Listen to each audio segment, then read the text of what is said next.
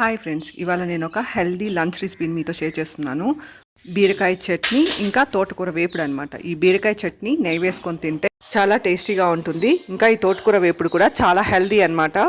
ముందుగా ఒక పెనం తీసుకోండి. పెనం బాగా వేడయ్యాక అందులో కొంచెం ఆయిల్ వేసుకోండి.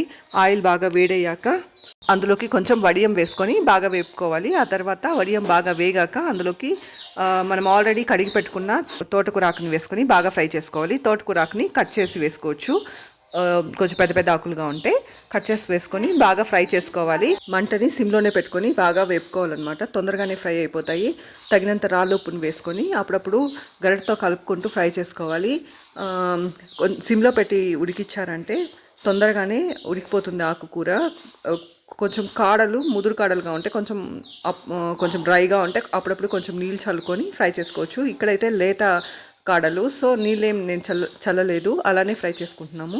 ఇలా బాగా కొంచెం సేపు వేపుకున్నాక మూత పెట్టి సిమ్లో పెట్టి ఉడికించుకుంటే హెల్దీ అండ్ టేస్టీ తోటకూర ఫ్రై రెడీ అయిపోతుంది అనమాట. ఈ ఫ్రైతో బీరకాయ చట్నీ మంచి కాంబినేషన్.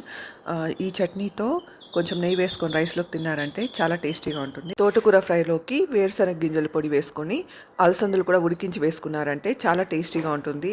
ఇలాగ ట్రై చేసి రండి. Thank you.